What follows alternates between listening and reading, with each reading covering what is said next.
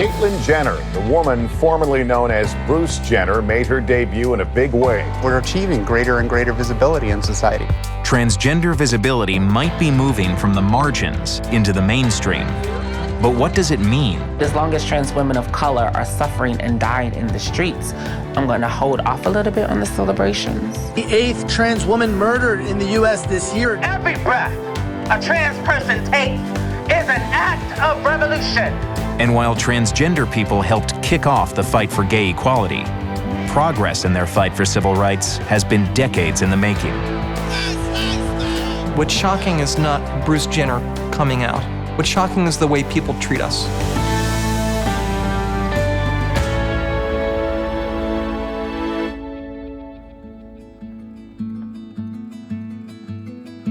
That female side is part of me. When Bruce Jenner, now Caitlyn Jenner, told a story about being born with a body that didn't match her internal sense of who she is, many people gained a better understanding of what it means to be a transgender person. Finally, people have woken up and realized that they know someone who's transgender. With an award-winning TV show about a family patriarch changing gender, This is me. and transgender actress Laverne Cox gracing the cover of Time magazine, you might think society has reached a new level of understanding. Activist Lords Ashley Hunter says you would be mistaken. The community that I work for is wondering how they're going to eat tonight, wondering if they're going to have health coverage, wondering if they're even going to make it back to the shelter where they're staying. I don't want people to watch Transparent and say this is the lives of trans people, because it is not. In 2002, Hunter came to New York City at age 26 on a one-way bus ticket from Detroit with $20 in her pocket. She planned on doing community service work in exchange for a place to stay, but when she went to a women's shelter, she was turned away for being transgender. Then, she says, things only got worse. So I found myself homeless and ended up having to be assigned to a men's shelter called Ward's Island. Ward's Island housed about 1,000 men. And every night, there was a fear for me. I couldn't sleep. I can remember a time where I went to take a shower, and a man came into a shower and raped me. And he had a razor blade. And there was nothing that I can do. When I went to the shelter staff to tell them what had happened to me, they blamed me. They told me that I didn't have to be there, that it was my choice to live this lifestyle that I was living. And so, for me, having to have those experiences, it's just a snapshot of what we have to go through just to live. Most trans people would rather sleep under an overpass or in the park than have to deal with that type of violence. Hunter runs the Trans Women of Color Collective to provide leadership and raise awareness, not only about current events, but historical ones as well. We come from a rich legacy of revolutionary freedom fighters. Historically, those stories have been erased from the history books. What history remembers is the 1969 Stonewall Inn Uprising, the birthplace of today's gay rights movement. A routine police raid on an unlicensed bar, the Stonewall Inn, a gay bar in Greenwich Village. But what's been largely forgotten is the role transgender women played in kicking off that movement. Activist Randy Wicker describes how there were restrictions against serving alcohol to homosexuals in the 1960s, and being in drag was illegal in those days. Dancing was permitted, although, of course, a white light would come on if a policeman came in and you had to stop dancing or find a member of the opposite sex to dance with. They really reached a point where they said, we're tired of this. And so the next time the police raided, things took a different turn. Suddenly, the customers were giving the police a hard time. For the first time, the clientele sort of fought back. The protests lasted for days, and transgender people were among the hundreds who took part. Transgender people were the most motivated to fight back because they had been abused the worst by the system. But also the second thing is they had nothing to lose. For them, it was a great opportunity to get up on a soapbox and really give it to society. What have you been doing to us? You know, you're so wrong. One of the early icons in the fight for transgender rights was the late Sylvia Rivera. Sylvia always thought of Stonewall as the beginning of her activism to make changes in the world. I was grateful to be there to see the revolution being born. She really was the mother of the transgender movement.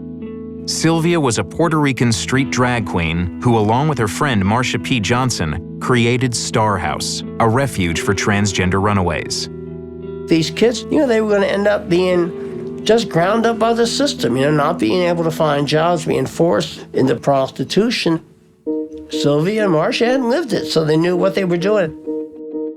The survival instincts that made Rivera a fierce advocate were at odds, she said, with a gay rights movement that was trying to establish a more conventional identity. We do not fit into their role of Main Street gay men and women. Rivera stormed the stage after being excluded from a 1973 gay rights rally in New York City's Washington Square Park. She demanded that transgender people be recognized as part of the burgeoning lesbian and gay rights movement. You all tell me to go and hide my tail between my legs. I will not put up with this shit. She was considered kind of disruptive and a loudmouth. I believe in us getting our rights, or else I would not be out there fighting for our rights. Sylvia Rivera died in 2002. That same year, New York State passed a gay rights bill that, despite Sylvia's dying wishes, did not include protections for trans people. Even on her deathbed, she fought for the rights of her people.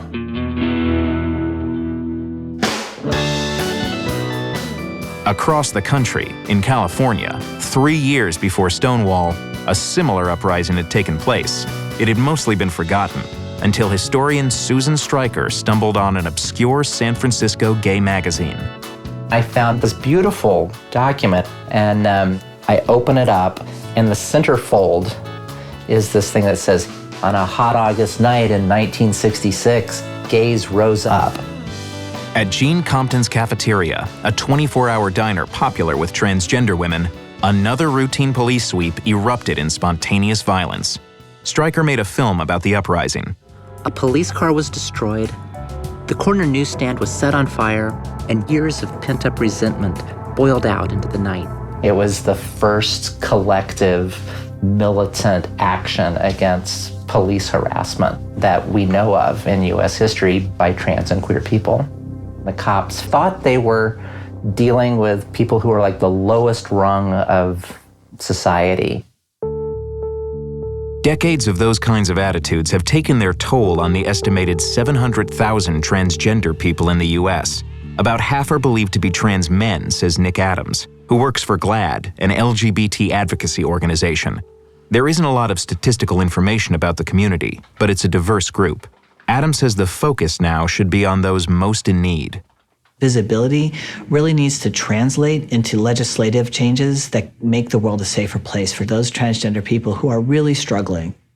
When you don't have resources, it makes you more susceptible to physical violence because now you're disposable. No one cares about you.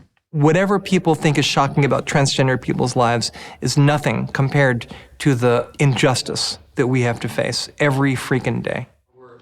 Professor Jennifer Finney Boylan teaches in the English department at Barnard College and has written a best-selling memoir. To be trans means to be visible. If you walk out your door, it can mean you are at risk for violence.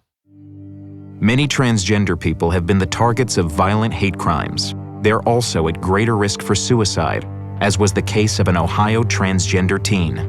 Alcorn's suicide note ended with a plea. "My death needs to mean something. Fix society, please." What's shocking is that young people like Leila Alcorn have to throw themselves in front of a truck rather than live their lives.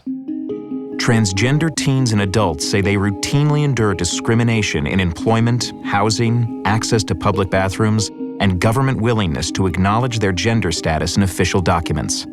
People fire us for being who we are. The trans community has been left out of legislative advances by the gay community. Our gay and lesbian counterparts moved on and are celebrating life in ways that we have yet to experience. The priority is not marriage, not for Black trans women. And while momentum now may be on the upswing, the movement that began nearly half a century ago still has a lot of obstacles to overcome. Sylvia will be pissed the hell off that we're still fighting and struggling and we're still dying. We'll know that our work is done when everyone can live the life that they love with honor and dignity.